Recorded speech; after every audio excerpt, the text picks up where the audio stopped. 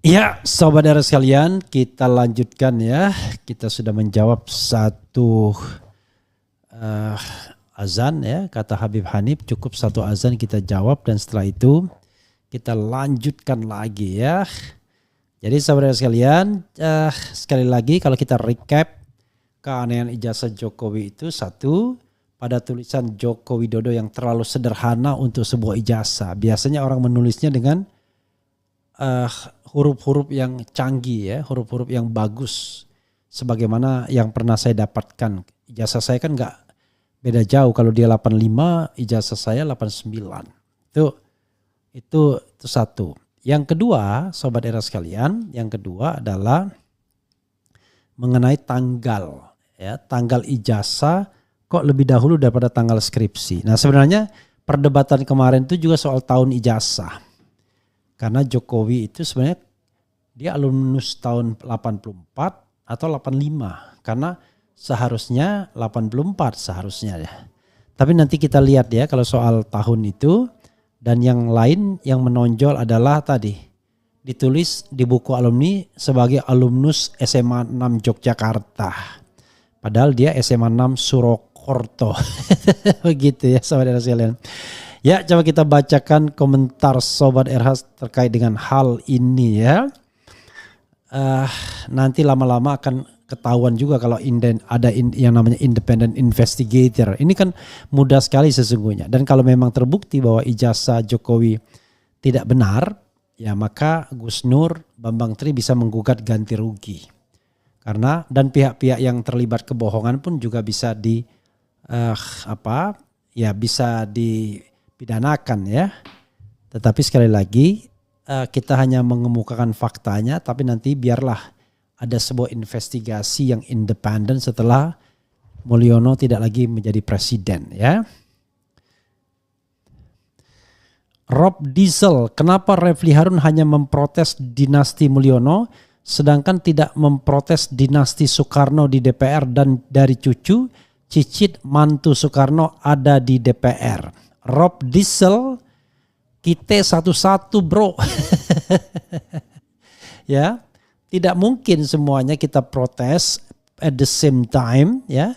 Pertama menyangkut pengetahuan dan yang kedua menyangkut gradasi ya. Kalau di DPR itu memang kekuasaannya kolektif kolegial. Beda sama presiden. Presiden itu bahaya sekali. Yang namanya jabatan presiden kalau disalahgunakan. Jadi kita harus membedakan mana jabatan jamak dan mana jabatan yang tunggal. Nah, jabatan tunggal itu bahaya. Makanya saya juga warning dengan Prabowo Subianto. As the president, jangan main tunjuk saja keluarganya untuk menjadi menteri, untuk menjadi apa-apa. Nanti akan kita lihat ada berapa keluarga dari Prabowo yang menjadi menteri. Jangan-jangan keponakannya menjadi menteri misalnya. Nah itu melukai karena Jokowi diprotes ya. Dan Presiden Pak Harto ya, Presiden Soeharto menunjuk Tutut pada periode terakhir sebagai menteri. Itu pun periode terakhirnya ya. Begitu ya. Kabarnya Gibran ada di Tokyo, apakah benar? Saya tidak tahu ya, barangkali saja. Assalamualaikum Mekah hadir Bang Refli. Waalaikumsalam warahmatullahi wabarakatuh. Nakula Sadeo, apa Pak RH berpaham liberalisme dan sekularisme?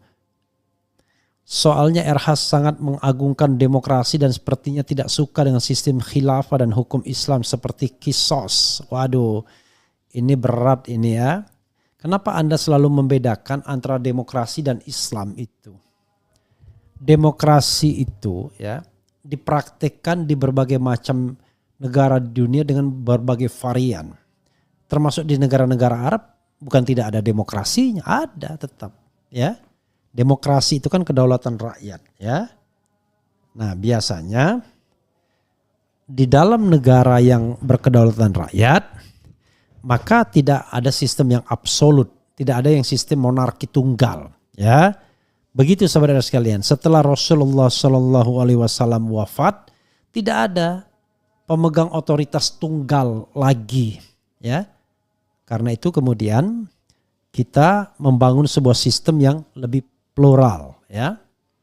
Itulah sebabnya Khulafaur Rasyidin misalnya dipilih, bukan didasarkan pada turun-temurun. Karena kalau turun-temurun, tidak ada keluarga Rasulullah yang hidup laki-laki. Kalau mau perempuan ya Siti Fatimah. Tapi it is not my expertise ya untuk menjawab lebih banyak ya. Kemudian ya ijazah mah gampang dibuat Bang Refli, di Salemba banyak banget tuh Bang Refli, hehehe. Hahaha, presiden kok ijazah palsu, parah deh. Mahfud, Ganjar dan Abah Anies kapan diundang podcast Bang? Nanti kita akan undang Pak Mahfud ya. Lacak, cari bukti baru secara ilmiah soal ijazah Jokowi dan Gibran. Kemudian berawal dari amburadul akhirnya bakal amburadul, ini yang mencetak monster ini siapa ya? Don't touch me. Yang RH tahu apakah Burhanuddin indikator itu jujur dan berintegritas? Dia baru mengeluarkan survei Mulyono sekitar 75% masyarakat suka. Ya sama. Gaya bertanyanya seperti poll tracking, yaitu sangat suka, sangat puas, cukup puas. Gradasinya. Kalau saya kan jelas tuh. Puas, sangat puas, puas, tidak puas, sangat tidak puas, tidak tahu atau tidak menjawab. Itu kan jelas. Ini enggak.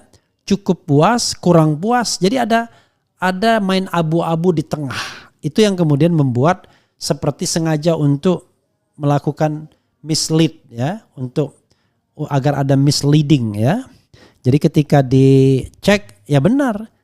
Ternyata mayoritas mengatakan cukup puas. Ya, kata cukup itu kemudian seperti kata yang dimoderasi ya. Kemudian